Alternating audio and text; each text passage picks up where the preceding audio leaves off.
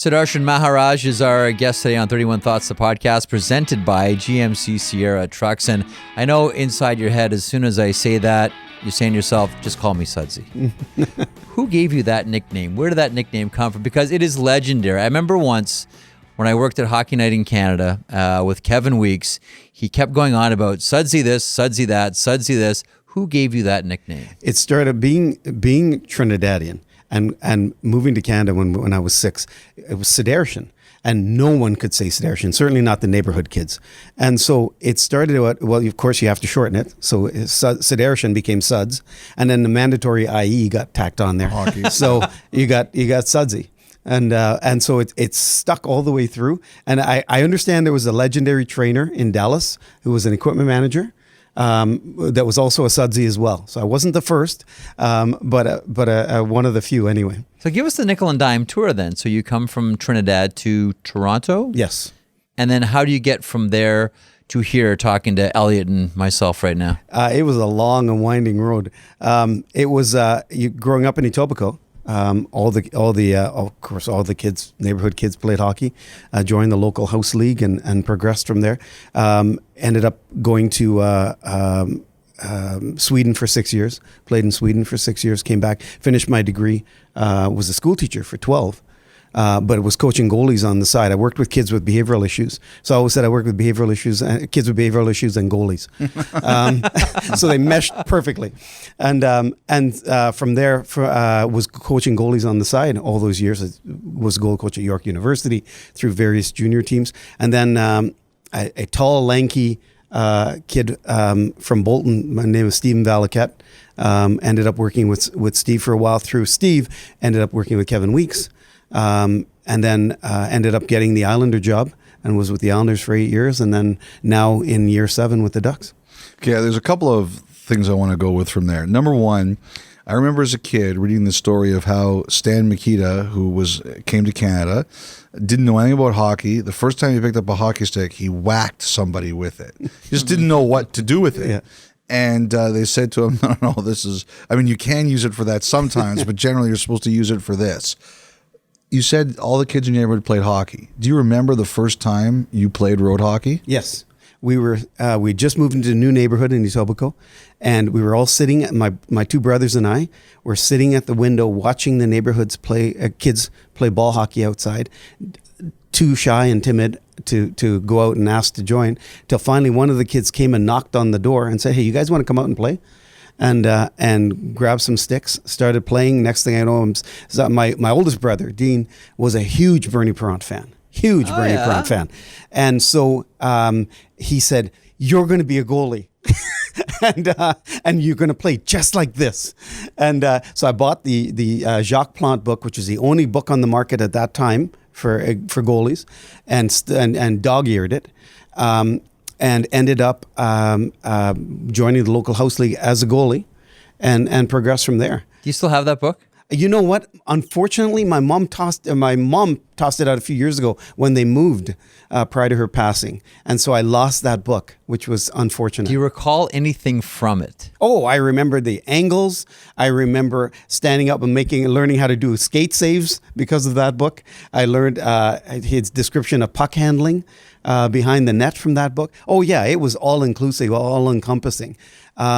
There were two sort of pivotal moments that I remember as a kid. The other was my dad, new families to Canada. My dad got a job working at a car dealership, cleaning cars, and eventually ended up progressing to selling them. That's what he did for the rest of his life.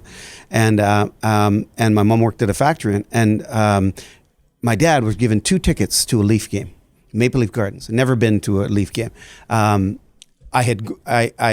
I had grown up watching the Big Bad Bruins, win the Stanley Cup. I was lying on my mom's knee watching that game when Bobby Orr scored that goal.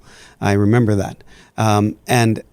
So we go down, we take the subway down to Maple Leaf Gardens. And back in those days, they had the low glass along the side. As luck would have it, the tickets were right on the blue line, home end at Maple Leaf Gardens. Uh-huh. And so there it was, Wayne Thomas in net. Oh, and yeah. Daryl Sittler and Boris Solming and Ian Turnbull and the whole crew. And a young player for the Leafs saw me sitting there against the glass during warm-up, and he picked up a puck and he reached over and he dropped it over the glass for me. My very first NHL game, a player gave me the puck.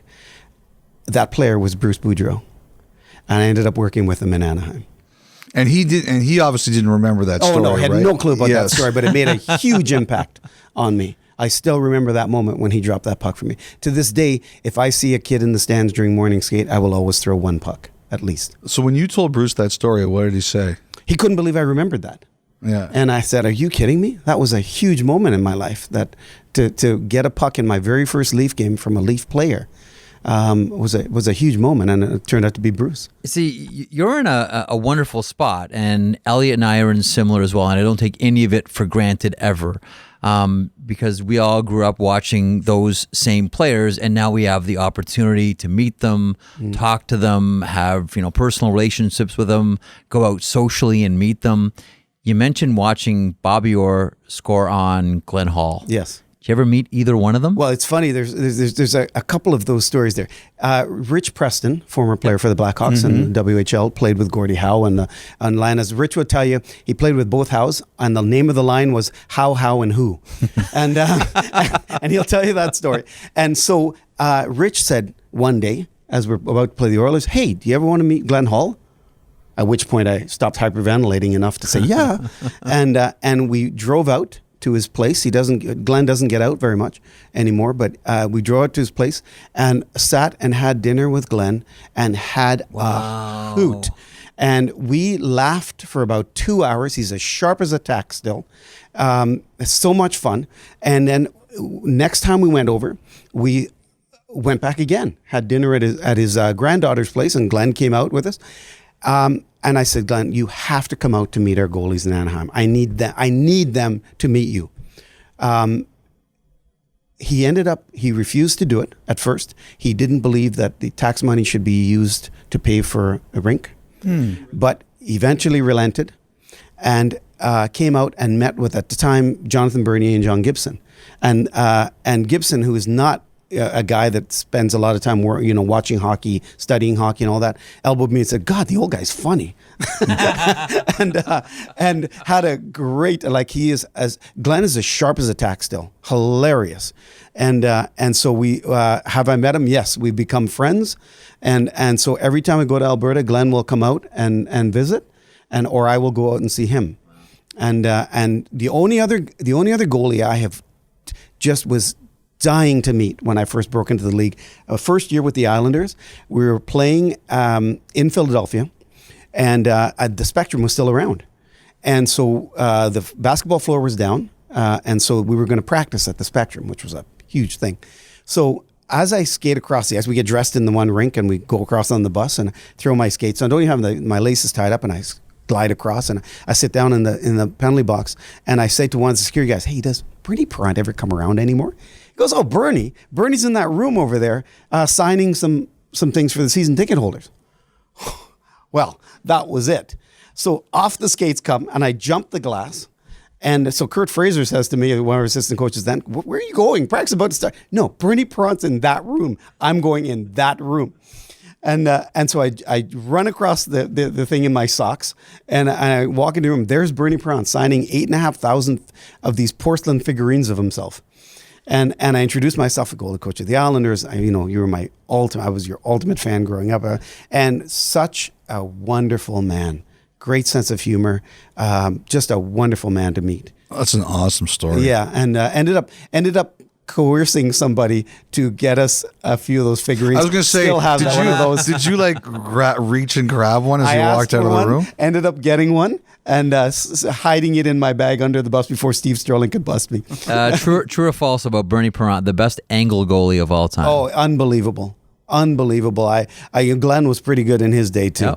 Yep. But Bernie was incredible. The thing about Glenn that amazed me, I asked the question, so Glenn, what made you sort of come to the butterfly? What made you do that? And he went on a dissertation for about 10 minutes about angles and release points and all of that was so far ahead of the curve.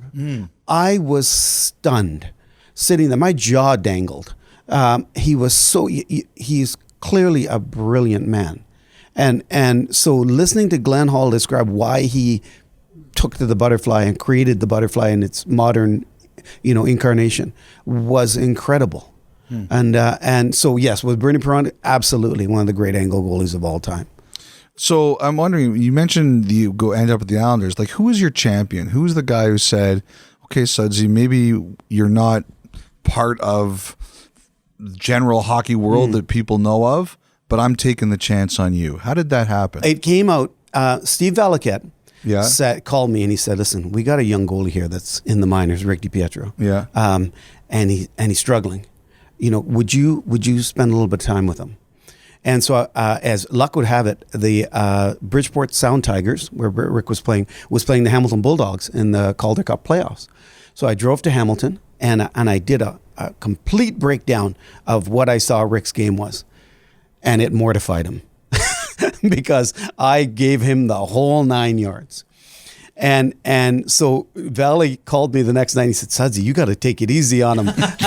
You got to take it easy on him. I don't know if he wants to see you anymore. He's a confident guy too. You must have really crushed him. And so I the next night, he kind of reluctantly came out to see me after the game. And I looked at him and I said, Rick, you got to understand where I'm coming from with this. There's a native saying that the longest journey that we take in life is from our head to our heart and our heart to our head. That's the longest journey we take in life. And I said, you need to understand you haven't begun that journey yet.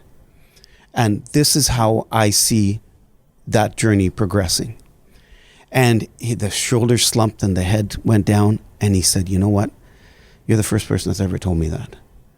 And he got on the bus and he said, I'm going to work with that guy one day. Well, as luck would have it, 2 years went by, never heard from him, never saw him, never talked to him. And the Islanders were going through coaches, and they said to him, he was in the minors, and they said, what can we do to make you the goalie that we think you should be? And he said, there's this guy in Toronto. That's the guy I want to work with. I wondered about that. Like, who was your champion? And it was Rick DiPietro and Stephen Valiquette and Kevin Weeks. Those were the guys. Do you recall the issues that you had with DiPietro's game? Because I can remember early seeing him, without his equipment, and I thought I was looking at a bodybuilder. Well, and I said to myself, is this guy too big to be too muscular to be a goalie? The 2004 lockout, he came back with these 15-inch pipes, and just built like a power lifter. And there's no question it had an impact. One of the things that I hear this, all people say this all the time. Oh, he was a bomb. He was a flop. All this. The injury that was the final blow to Rick was the injury sustained at the All-Star game. And I remind people that he was good enough to be in the All-Star game. It was the injury he sustained in the All-Star game is what set off the spiral. Yeah. And so here's the goalie that played for the U.S. Olympic team at the Olympics, played in the All-Star game. It wasn't that bad. It's just the contract gets thrown in there and all those things. Mm-hmm. But that injury that he sustained in the All-Star game had lasting impact, and the surgeries that resulted in that. So, I want to talk to you a little bit about your current job. Jeff, before you came in, Sudsy was saying that we think he's the only goaltending coach in the NHL right now who doesn't spend every day with the goalies. You take 10 days about a month where you're not with John Gibson and Ryan Miller, the current Ducks tandem. Why do you think that's important? Goaltending is such an intensely cerebral position that, and there's so many personality traits that go into that. I've always been a firm believer that the goalies need some time on their own. They also need to figure some things out on their own too. And so just being there as somebody that supports them and works with them and can, go in there, get them going to where I believe they should be, where they should be at, letting them cruise for a little while. Once the ship starts to veer a little bit, you come in, you straighten it a little bit, and you work on, you spend some time with them, you get in their head, see where they're at. I'm a firm believer that they need a little bit of time on their own as well, and they don't need somebody in their ear all the time.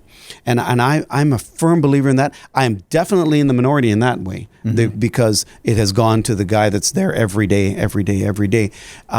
I don't believe in that. I believe that the guys should have a little bit of time on their own. I want to ask you. Sorry, you said Bob Murray agrees with you on that. Bob agrees with that. I mean, too. ultimately, the most important thing is your boss sees it the same way. If he's going to buy into that philosophy, and Bob, having had Francois Allaire, having had Pete Peters, who also did the same thing, has kept to that model. I want to ask you about different goals that goalies surrender. Mike Bossy would talk about scoring goals 5-hole. Psychologically, he would say, if I pick a corner, a goalie can say, that's just a great shot. Yeah. No one's stopping that shot. If it goes 5-hole, psychologically, I've put the puck through the goaltender and it gets him up here. Sure. True or false? True. I think that is true. When you look at it, and goals are all viewed, there's this belief that all goals are bad. Sometimes you just got to tip your hat. Now, as far as a 5-hole goal, if you watch in slow motion when a goalie drops, you will see that little triangle form above the top of their blade as the goalie's going down, and that little triangle is the last little piece left until the knees come down and fully collapse. There are times when a guy rips one, and even though you're trying to hit the deck as fast as you can, physiologically, you can only go a certain speed. And there are certain times where even a 5-hole goal is a darn good shot, And so, every goalie says, he caught me 5-hole. I should have had that. But if you actually slow it down and you look at it in slow motion, occasionally, it's just a good shot. Braden Holtby says he has 3 rankings of goals. Could have had, should have had, no freaking chance. Yeah. What's your ranking system? I would say that's a pretty spot on one. That's a pretty good spot on way of saying that. There are times when no matter what you do and what you say, everybody in the world knows where Alex Ovechkin's standing. Everybody in the world knows that he's one time in that puck. And gosh, he's almost scored 700 times. Mm-hmm. Sometimes it's just a good shot. Mm-hmm. Plain and simple. But as a goalie, as goalie coaches, we set the mark. You have to set the bar somewhere. And you know what that old saying is, better to aim for the stars and miss than to aim for that pile of dung and hit it. You have to set the bar high and aim for making every save. All right, take a couple seconds apiece and tell us about 3 of your guys. John Gibson, who probably, because the Ducks' results haven't been there the last couple of years, doesn't get enough credit for how good he is. Ryan Miller, who's seen everything. And because we're in Toronto, the center of the hockey universe, you got to tell us about Frederik Andersen. Let's go with these 3 guys. You know what? Team policy, I'm not allowed to speak about opposition players. However, I can speak about Freddie Andersen when I had him. Okay. First of all, Bob doesn't listen to podcasts. So I think you're okay. Yeah. I'll start with Gibson. There's a guy who is... there's no question he was underappreciated for an awfully long time. I go back to Christmas 2 seasons ago, where he hit this switch, and he had about a .957 save percentage for the last half of the year. And I'd watch, and Elliot, you know this story. I'd be watching different telecasts. You can't miss it. You're back and forth to Toronto. You see little things about lists of goalies and things like that. And I was I would shake my head because every once in a while somebody would say, I hope we get Anaheim. Their goaltending is an issue. And we've got a goalie with a .957 and another goalie with a .932. And I'm going, clearly somebody hasn't been watching. And so Gibson has really come into his own. It's been about 3 years now, if you get into half of this season. He's one of the most quiet competitors you've ever met. He's extremely competitive, yet you would never know when you speak to him, when you see him, when you see him on a surface level. Gibby and I rode the buses together in the minors. We have been together going on 7 years now at the end of the season. We've had our moments, let me tell you. There have been times where I've wanted to beat him with a coho. But there are other times where he has been incredible to deal with. And his reads are beyond none. his ability to see the play. We'll sit through power play, penalty killing meetings, and he'll watch the video, and he has every pattern that they use on their power play memorized, where he'll ask me these questions where I'll have to go back and look at the video again. Like, it's unbelievable. His ability to process the play is incredible. And has really matured as a human being, as a person. I can't speak highly enough about John Gibson as a person. Ryan Miller has been a treat to work with.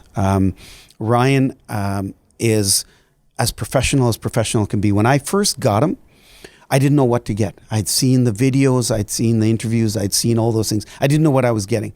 And with the exception of one time where I had to snap the whip a little bit. Tell us what it was. Ryan can get in his head at times, and was processing some stuff and wasn't listening, and I simply reminded him that if we were going to work together, that there would be some listening going on too, from that point on, it was vastly different in the relationship. And like I said, Gibby is the same. Every once in a while, you have to remind him that he has to listen. Ryan is, I can't describe what a consummate professional Ryan Miller is. He is a lot of fun to work with. I refer to, every once in a while, I have to jingle the keys and distract him a little bit so that I can get what I want to get done. But he is a lot of fun.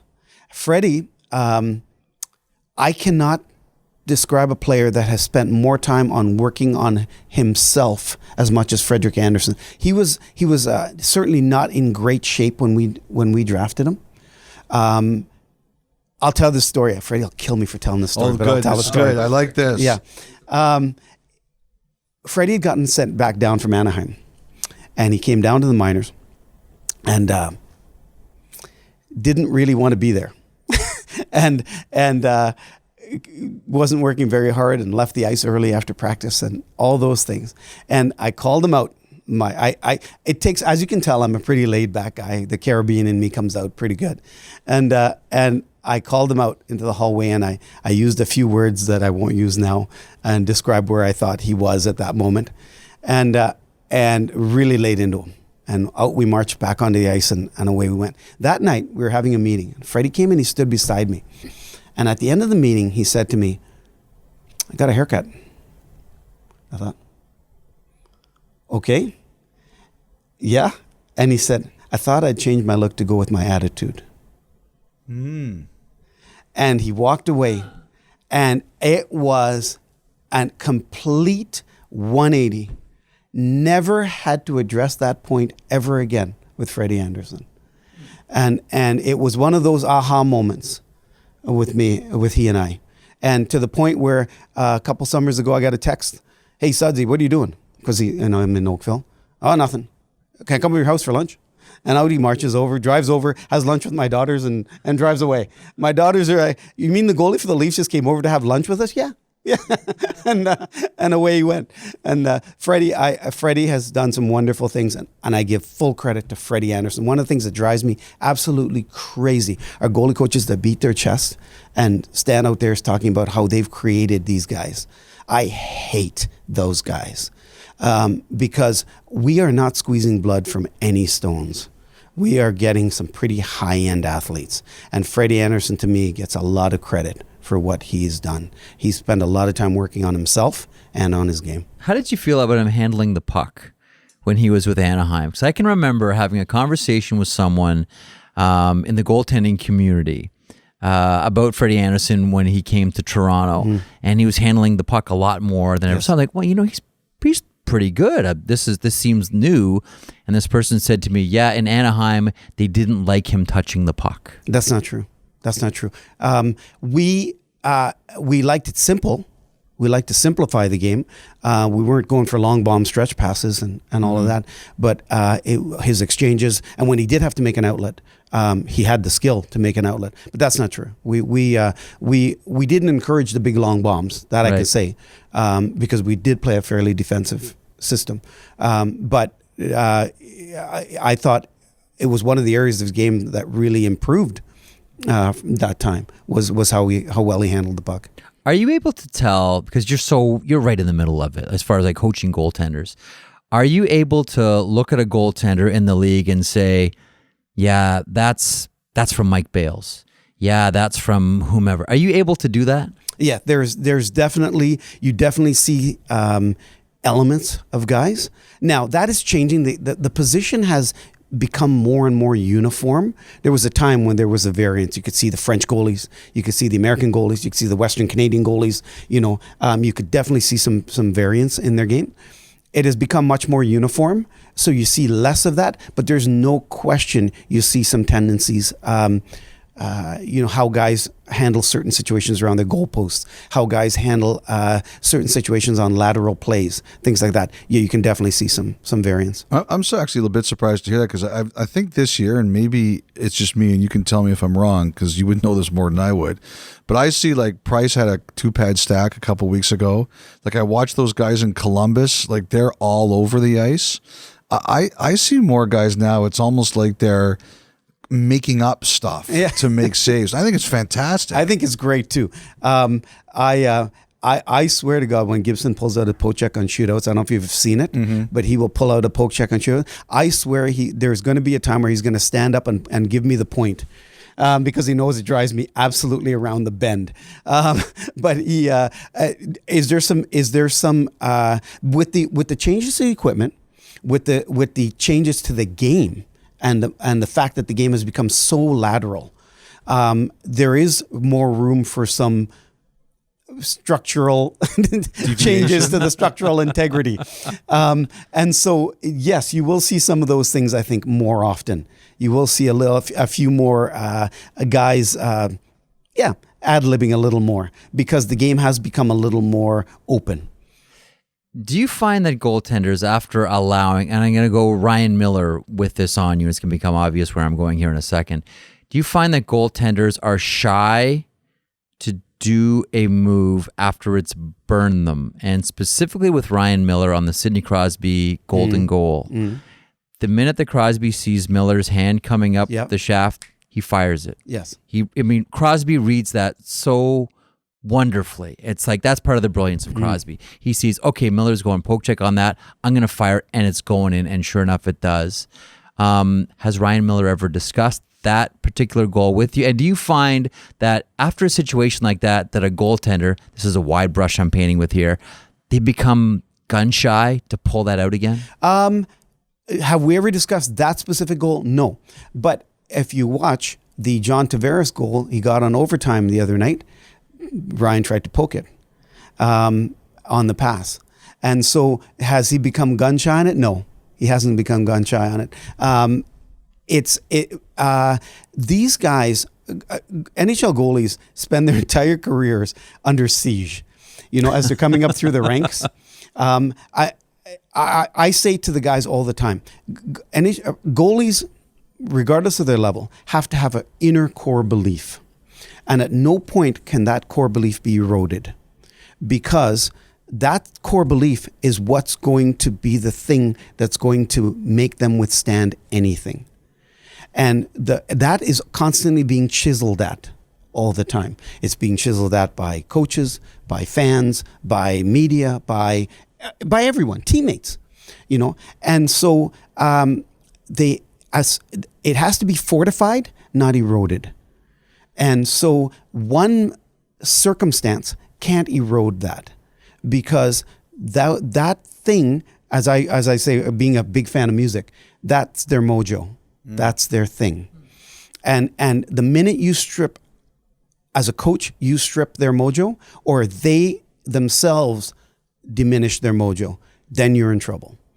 And so I'm a big believer in my goalies in particular having a little bit of freedom to be aggressive. And if they make a mistake on it, let's look at the circumstance. We were playing New York, the Islanders a while back. Barzal came down a breakaway. Gibson went for the poke check. Just missed. But Barzal ripped it on him, and it looked bad. But it wasn't a bad move, because he went for it. And I don't have an issue with that. If we're going to go, let's go. I conservative goaltending. Yeah, there are times when you have to be, but there's times when you got to go too, and that's the excitement of the position, and that to me, as a coach, giving them the freedom to express themselves that way is a part of their DNA. It's part of their fingerprint, and if I take that fingerprint away from them, then I'm not helping them. I'm hindering them. Sudsy, the last one for me, Jeff. There's one story in your history that is, I'm sure, tough for you to talk about, and that was what happened in Sweden. You had a Molotov cocktail thrown in your car once. Yeah. But there's a lot of talk about the future of hockey and whether it's inclusionary enough. You would be more qualified to speak on this topic than just about anyone. Do you feel accepted in hockey? I think acceptance is what you make it. And what I mean by that is that's kind of a vague answer, but do I feel accepted in hockey? I think you can make yourself accepted by doing your job and doing it well enough that there's no opportunity for you to not be accepted. And so I think that when I was growing up, my parents said to me, "Here's reality, son. You're going to have to be twice as good as the other guy." That's what Anthony Stewart says. Yeah. You're going to have to be twice as good as the other guy because you're not going to get anything handed to you. So accept that and you'll be fine. And so... how did you receive that? At the time, it's your parents and you're a teenager and you're going, yeah, whatever, mom. Yeah. But it did resonate because when I was coaching junior hockey, this is a true story.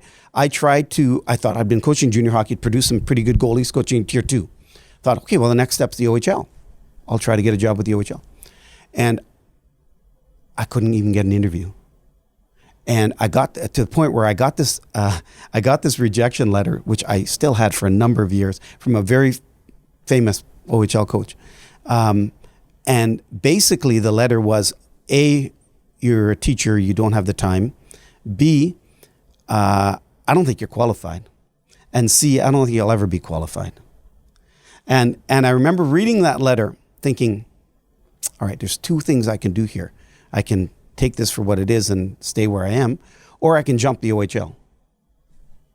That's my other choice. I'll jump the OHL. I was naive enough to think I had to do that. And as luck would have it, it ended up happening. To this day, I've never been able to get an interview in the Ontario Hockey League. So that's just reality. And so to go back to your question, am I accepted?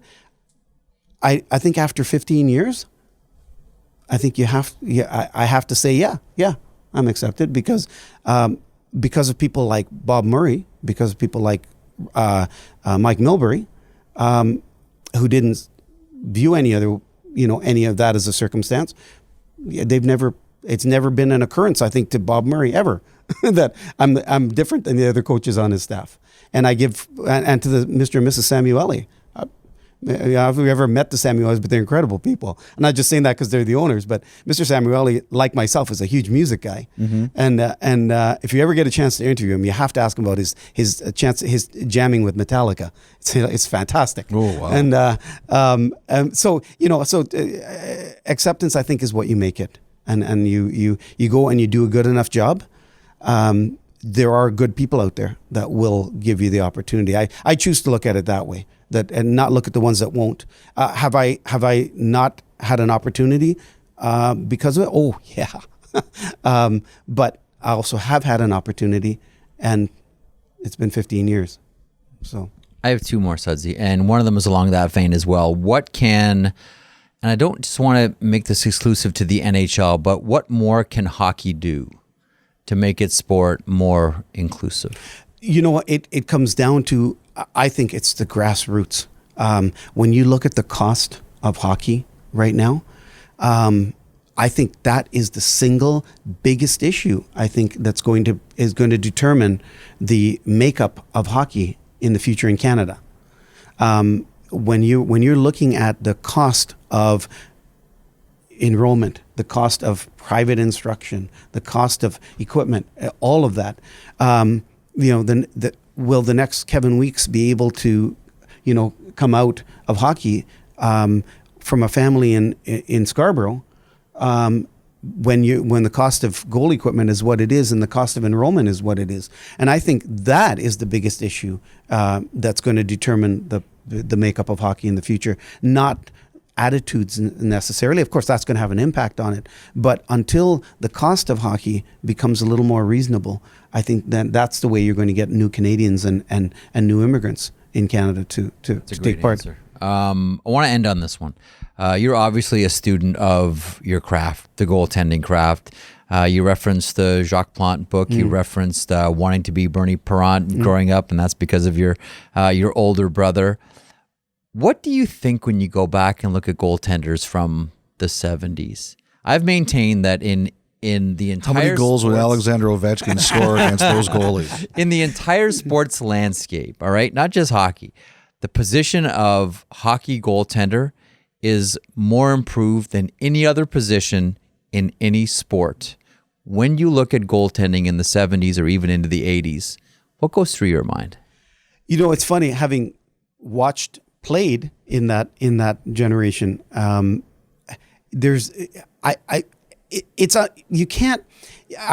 have a difficult time comparing between generations because of that generation, they were the best, and so there's no criticizing that. However, when I watched the Bobby Orr tape of 49 wrist shots from the blue line that went in, you do have to chuckle a little bit, and watching Roger Crozier catch himself on the crossbar as he falls backwards as the puck gets blown 5-hole through the skate save. There's no question. These goaltenders are incredible, and they really are. Like any sport, like any thing where biomechanics have been applied, where training principles have been applied, there's been so much minutia around the goaltending position, which I have to tell you is one of my biggest criticisms of goalie coaches now too, because there are times where I think as goalie coaches we've overcomplicated the position, and Jason LaBarbera, who had 14 goalie coaches in 15 years when I got him in Anaheim. And we were practicing one day and he turned to me and he said, "Saz, I got to tell you, man, you coached the simplest goal of any goalie coach I've ever had. And that was the greatest compliment a goalie's ever given me." He said, "You know what? You make it so easy to not overthink it." And that to me was, I thought, thank you. Somebody's listening. Tell that to Gibson at the other end. But it was the nicest thing any goalie had ever said to me at that point. Once upon a time, so I lied, so it's actually 3 last questions, Sudsy. Once upon a time, if you took a hockey team out of their hockey equipment and just lined them up against the wall, you could pick out who the goaltender was. Oh, yeah, no question. Now you can't. No. Are goalies normal now? Once upon a time, it was, crazy goalies. Yeah. They're different than everybody else. Are they just like everybody else now? Oh, no, they're still bad. No. No, they're, you know what? There are definitely some differences in how they approach life and how they approach the game. But they have, there is a little more of normality has creeped in to their everyday. Physically, there's no training methods have changed so much for them as well. This is a funny story. I was a few summers way back. I had Ray Emery and Rick DiPietro come up to skate in the summertime, and they come in their training garb, and they start getting ready, and it was like watching 2 linebackers. I mean, it was unbelievable. Kevin Weeks was a part of that group too. I mean, these guys were stunning athletes. I mean, they were jacked. That build is gone too. and now we have the much more lean, lanky, I used to say one of the things I love about Marc-Andre Fleury is that he could tie his shoelaces without bending over. Those long arms, that he could just, it's incredible. Gibson has them. Did you ever say that to Fleury's face? No. But Flower, I ended up spending a little bit of time with him a couple of summers ago on the ice with his goalie guy in Montreal, and we had a good laugh. And Flower, I have to tell you, one of the nicest human beings you can ever meet. I truly have a lot of respect for Marc-Andre Fleury. To this day, during the warm-ups, I always sit on the bench in warm-ups watching our goalie and their goalie. And Flower will always throw by and squirt the water bottle a little as he goes by. But yes, physiologically, there's no question there's a change. But they have become much more uniform like the players. You have that lanky, lean build now. Okay, indulge me. One more and then I'm done, I swear. Oh my God. One more and then I'm done. Just thought of this now as we're talking about different goaltenders specifically. Is there a way you want goaltenders to practice? There are some goaltenders we know, Dominic Hasek hated being scored on, whether it was a game or practice, and he would internalize it, and he battled every puck. Is that sane? You know what? It comes down to personality types. I remember hearing stories about Ed Belfour leaving the pucks in the net, so he'd count them at the end of practice, how many goals went in. And if you dared take one out from behind his back, you got a stick thrown at you. I'd heard that story where Miller is one of those guys that, and again, playing to his personality, he's one of those guys gets very fired up when one creeps through him in practice. Gibson will will look over his shoulder and give me the shoulder shrug. That one got by. But that's his personality type. So is there just like how I don't believe that there should be a one-size-fits-all training method for the goalies, I don't think there's a one-size-fits-all attitude for practice either. As long as they're working on their skills and keeping them as polished and as refined as possible, then I think that's the key. As for how they go about doing that, I think there's room for some maneuvering too, again, playing on their personalities. I still have a million more, but we'll cut it off. Sudsy, thanks so much. It's been a lot of fun. I appreciate it. Thank you. Thank you.